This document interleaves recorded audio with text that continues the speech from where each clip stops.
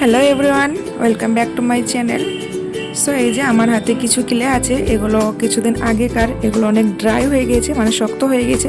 এগুলো আর কিছু বানানো যাবে না, মানে ব্যবহার করা যাচ্ছে না। তো এটাই কিভাবে আবার নতুন করে ব্যবহার করা যায় বা নরম করা যায় সেটা নিয়ে এই ভিডিওটা। তো চলুন দেখা যাক আমি এগুলোকে আবার নতুন করে কিভাবে আগের মতো নতুন করব। তো আপনারা দেখতে থাকুন। তো এই যে আমি এখানে একটা পাত্রের মধ্যে এখানে পানি নিয়ে নিয়েছি, এর মধ্যে ক্লেগুলো আমি দিয়ে দিচ্ছি। ছোট ছোট করে এগুলো আমি টুকরো করে নিয়েছি, এর মধ্যে দিয়ে দিচ্ছি। এটা আমি 2 থেকে 3 ঘন্টা রেখে দেবো। এটাকে ভালো করে পানির মধ্যে আমি মিশিয়ে নিয়ে এটাকে আমি একটা ঢাকনা দিয়ে ঢেকে রেখে 2 থেকে 3 ঘন্টা পরে আমি ফিরে আসছি। সো এই যে দেখতে পাচ্ছেন 2-3 ঘন্টা পরে আমি চলে এসেছি। এই যে তারপরে দেখতে পাচ্ছেন অনেকটা নরম হয়ে গিয়েছে এক জায়গার মধ্যে। তো এটা আমি পানির মধ্যে থেকে তুলে নিচ্ছি।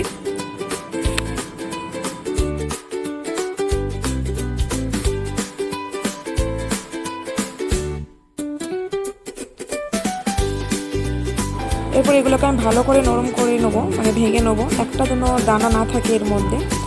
আর যেটা ভাঙ্গা হচ্ছে না সেটাকে বাদ দিয়ে দিচ্ছি। আর এই যে দেখতে পাচ্ছেন অনেকটা নরম হয়ে গিয়েছে।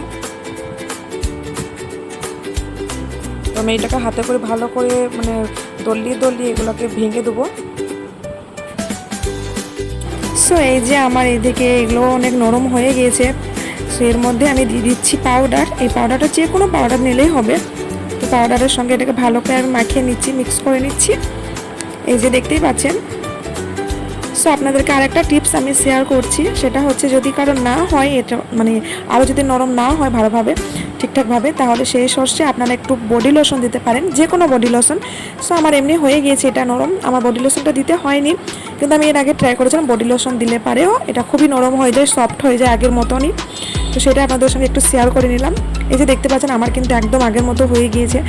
সো আমার এটা আগের মতন একদম সফট হয়ে গিয়েছে। এখন আমি যে কোনো শেপ দিতে পারি। এই যে আর যাই বানাই না কেন সব কিছুই বানানো যাবে এবার। সো এই যে এটা আমি আগের দিন ট্রাই করেছিলাম, ট্রাই করার পরে আমি ভালো ফলাফল পেয়েছিলাম বলে আপনাদের সঙ্গে ভাবলাম একটু শেয়ার করে নিই। এই যে দেখতে পাচ্ছেন এটা অনেক নরম হয়ে আছে। আর আপনাদেরকে আরেকটা টিপস আমি দিয়ে রাখছি, যদি ক্লেটা অনেক সময় অনেক কিছু মানে বানানোর পরেও এটা রাখতে চান আপনারা, তাহলে সেই সর্ষে আপনারা এটাকে একটা ক্যারির মধ্যে এটাকে রেখে দিতে পারেন। ক্যারির মধ্যে রেখে দিলে যেমন রাখবেন সেরকমই হয়ে থাকবে, বরঞ্চ আরও সুন্দরভাবে নরম হয়ে থাকবে।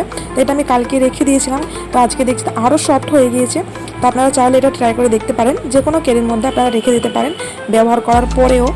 তো সেই সর্ষে আপনাদেরকে দেখালাম। তো চলেন আপনাদেরকে একটু এইগুলো আমি আর ফেলে রাখবো না, তো কোনো একটা ফুল টুল বানিয়ে নিচ্ছি। তো এই যে দেখতে পাচ্ছেন আমি একটা ফুল বানিয়ে আপনাদেরকে দেখাচ্ছি।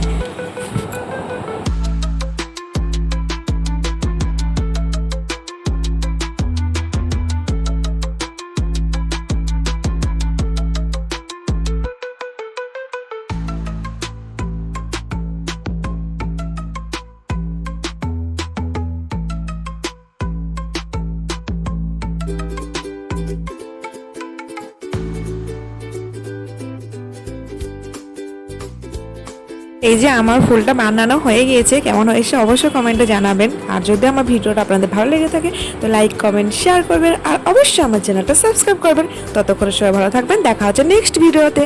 বাই।